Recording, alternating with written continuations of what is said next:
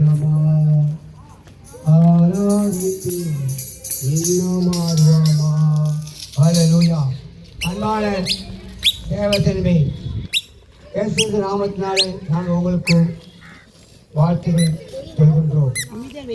ஒரு நற்செய்தி அறிவிக்க முடியாது வந்திருக்கின்றோம்.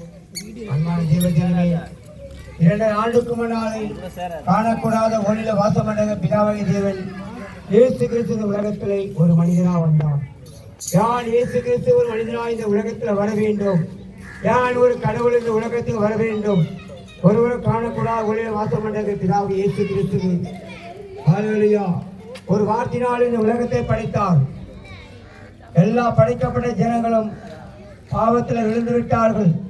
ஆதாமை படைத்தால் முதலாக அவருக்கு துணையாக ஏவாளை படைத்தார்.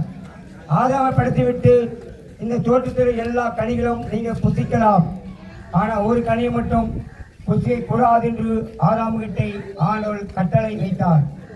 அந்த கட்டளையை ஏவாள் மூலமாக மீறிவிட்டார்கள்.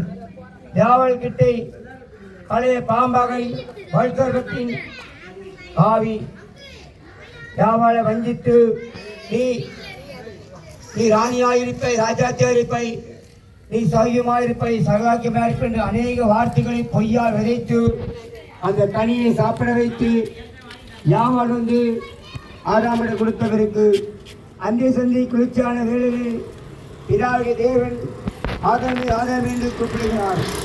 ஆதாம் அப்போது சொல்கிறார், நான் நிர்வாணியாக இருக்கேன் என்று சொல்கிறார். தோட்டத்திலே மறைந்து கொண்டார் ஒரு புறாரிலே. கேட்டார், யார் இதை உன்னை சாப்பிட சொன்னது? ஹல்லேலூயா. அன்பான தேவஜனமே, அப்போது பழைய பாம்பாக வல்சர்பத்தின் பிசாசானவன் லூசிபர் அவனுக்கு பேரு. ஹல்லேலூயா. அவன் தேவனுக்கு இருந்தான். தீமை கொண்டதனால கர்த்தர் அவனை தள்ளிவிட்டார். ஹல்லேலூயா. அந்த பிசாசானவன் யாவாளை வஞ்சித்து தோட்டத்தை விட்டு மகிமை இழந்து விட்டார்கள். அப்போது பிதாவாகிய தேவன் தோல் உடை கொடுத்து தோட்டத்தை விட்டு வெளியேற்றி விட்டார். ஒரே ஒரு கீழ்ப்படியினாலே மொத்த ஜனமும் பாவத்தில் விழுந்து விட்டார்கள். அவர்கள் ஆவிக்குரிய கண்களை அன்றைக்கு இருந்தார்கள். அந்த பழத்தை சாப்பிட்டவனை மாம்சகன் துறக்கப்பட்டது. ஹல்லேலூயா.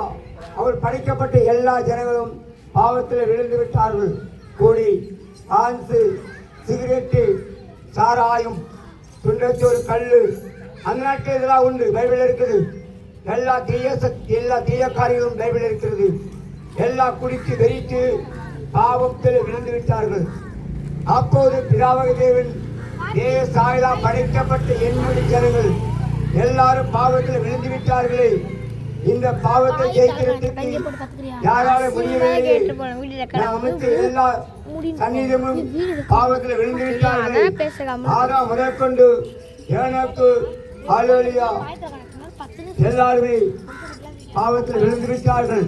ஆபிரகாம், ஈசாக்கு, எரேமியா எவ்வளோ தீர்க்கெல்லாம் அமைச்சார்கள், யாரோ அமைச்சு. அப்போது பிதாவாகிய தேவன், ஹல்லேலூயா, அன்பான தேவஜனமே, சொந்த குலம் பாராமல் யூலவாசிகளை அன்பு செலுத்தினார்.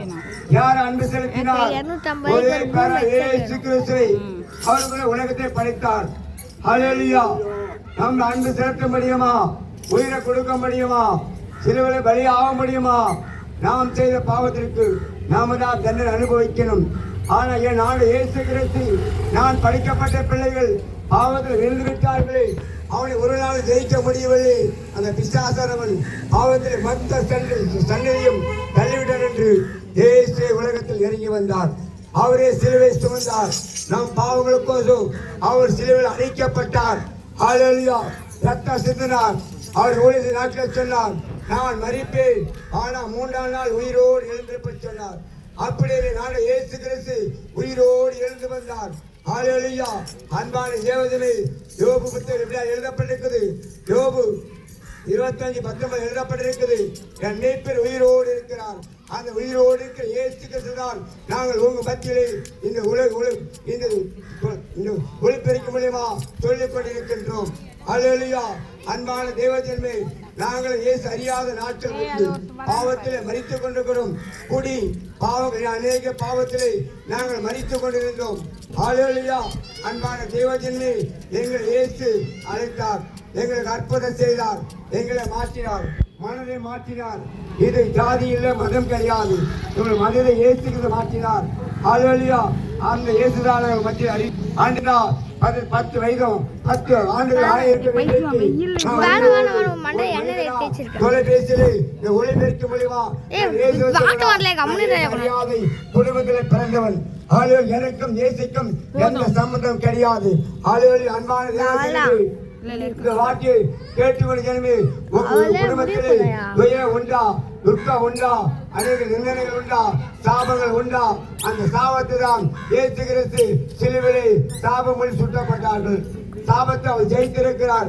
அந்த இயேசுதான் சொல்கின்றோம். உங்க குடும்பத்திலே சாபம் இருக்குதா, வியாதி இருக்குதா, எங்க இருக்குதா, அவமானம் இருக்குதா, என் இயேசு நோக்கி கூப்பிடு, அவரை நோக்கி கூப்பிடு.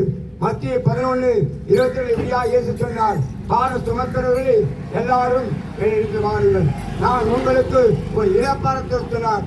அந்த இளப்பாரத்தை இயேசுதான் மத்தியிலே சொல்கின்றோம். ஹல்லேலூயா. உங்களால் வர முடியலையா?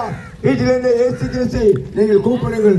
உங்கள் என்ன காரியம் என்று நீங்கள் கத்த வேண்டாம், மைக்கை வச்சு பேச வேண்டாம்.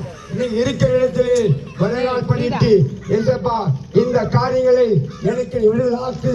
அந்த தொலைபேசியிலே ஒரு மனிதன் பேசினாரே, அது உண்மையா என்று நீ இயேசை கேட்டு நிரூபித்து அவர் விசுவாசி, அப்போது தேவன் பண்ணி தான் என்று இயேசு சொல்லியிருக்கிறார். ஹல்லேலூயா. இப்படியா எரேமியா 33:3 சொல்லப்பட்டிருக்கிறது, என்னை நோக்கி கூப்பிடு, நீ அறியாத எட்டாதோ உனக்கு பெரிய காரியம். என்ன பெரிய காரியம்? கல்யாணம் ஆகவில்லையா? குழந்தை பாக்கியம் இல்லையா? கடன் பிரச்சனை இருக்கிறதா? எப்படி குடிக்கிறாரா, சூதாடாரா? எல்லா காரியங்களும் என் இயேசுவை ஒரு காரியை அவன் சித்தமாக்க அவர் வல்லவராய் இருக்கிறார். ஒரு மனிதனை மாற்றுகிற வல்லமை என் இயேசுதான் உண்டு. அந்த இயேசுவின் விசுவாசி இன்றைக்கு இதோட மகிமை காண்பாய் என்று இந்த ஒளிபெருமாள் சொல்கின்றேன். ஹல்லேலூயா. உங்க ஜெபிக்கிறது நாங்கள் ஆயத்தமா இருக்கிறோம். நாங்கள் ஒரு குழுவா வந்திருக்கின்றோம். யாருக்கா ஜெபிக்கணும் என்றால் வந்து ஜெபித்துக் கொள்ளுங்கள். ஹல்லேலூயா.